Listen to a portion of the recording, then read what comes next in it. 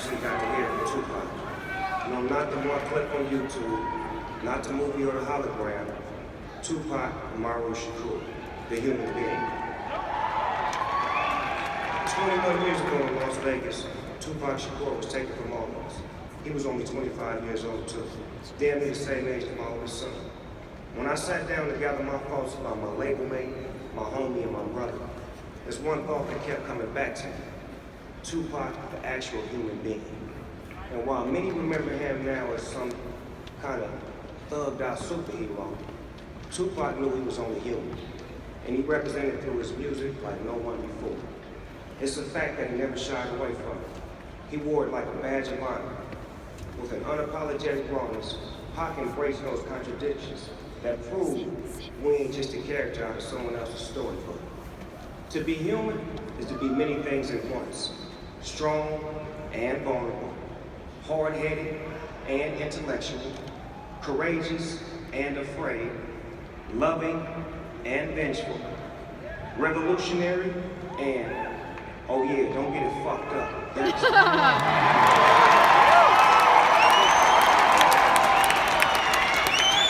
So, while we may be here today to celebrate one of music's most prolific and outspoken artists, as he's rightfully enshrined amongst the greatest musicians to ever do it, I'm here to make sure that Pac is remembered the way he would have wanted to be.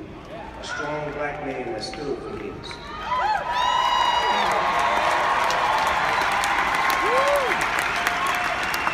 Not simply an actor or a rapper, but as a human. That's what made Tupac an amazing actor on the big screen in movies like Above the Rim and Juice.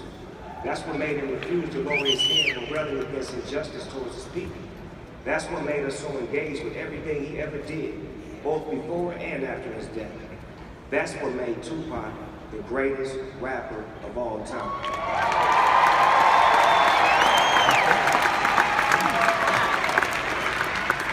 But to me, Tupac was first and foremost the homeboy. We shared a whole lot in common. In a way, our journey started together. We were both born in the same year, 1971. He released his first single, Trap from his Scorcher first album, Tupac-less Now, in late 1991. Not even a year later, I would make my debut alongside Dr. Dre on the song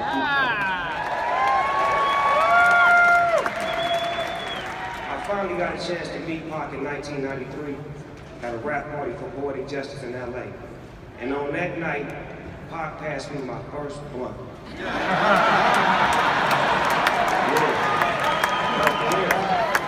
That's right, Tupac is the one that got Snoop Dogg smoking blunts. See, I was a zigzag man before that shit. Zigzag? We became very good friends. Zigzags, yeah. And then, in 1995, I told Suge Knight, I said, Suge, get Pac out of prison, have him come join our team at Death Row Records, you know, the most unfuckable record label of all time. And our friendship there was like player to player. He never had a team before, it was always just him. Now with us, it was like he joined the Showtime Lakers. Dre was the coach, Suge was the owner, and me and Pac, we were the stars on the court making history with every new song.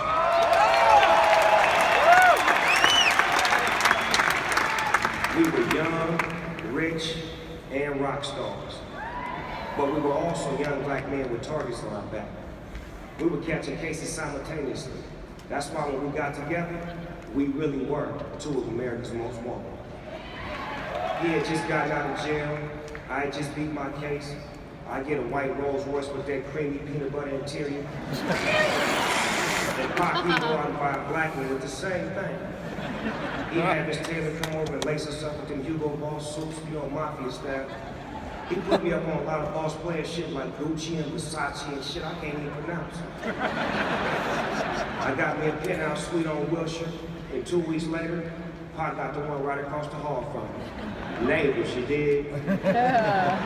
We had no peers beside one another, just two black boys struggling to become men. I never shared this story before, but it really speaks to our journey. I had just beaten my case and Suge had taken us to South America to get away from all of the drama. And me and Pac was parasailing. You heard right. Snoop Dogg and Tupac parasailing together with Suge Knight driving the boat.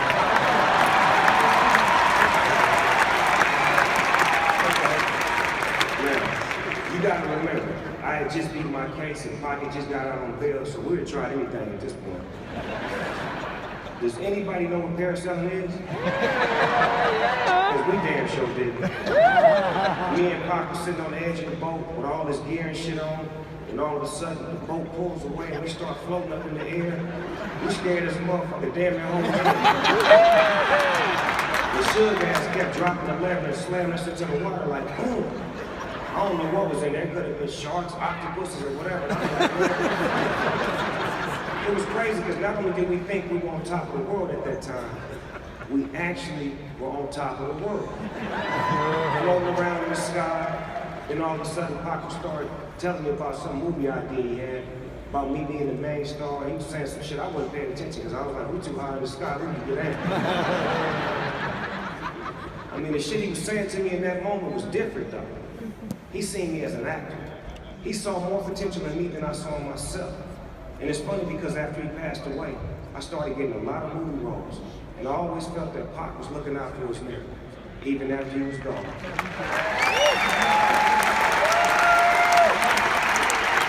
See, that's the thing with Pac. When he loves hard. Whether that was him loving black people, him loving his homies, him loving his record label, and of course him loving his beautiful and incredibly strong mother, the late Afeni Shakur.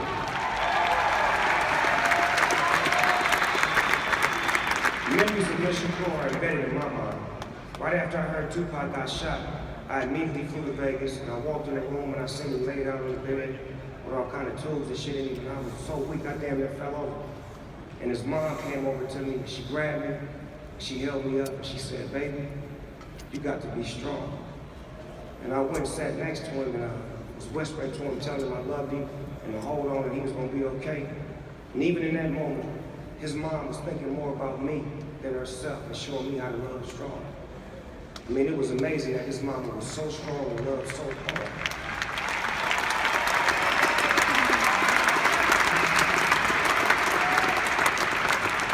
I realized that Pac was taught how to love at a very early age.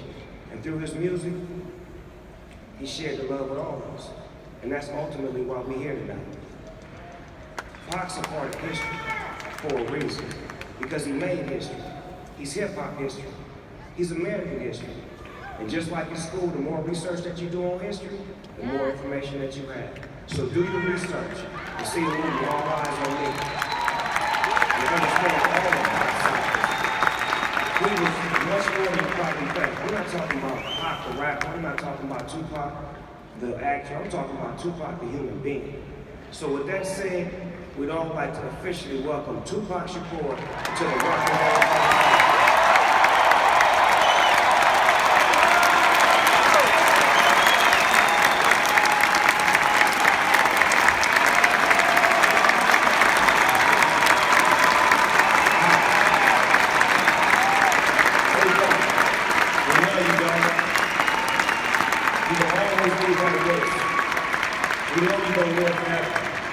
Legends always do.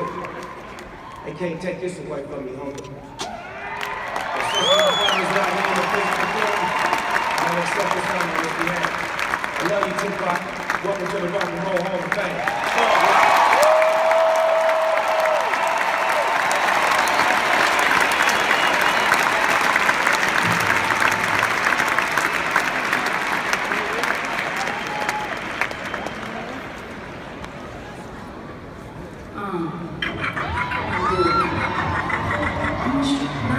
I'm a straight rider.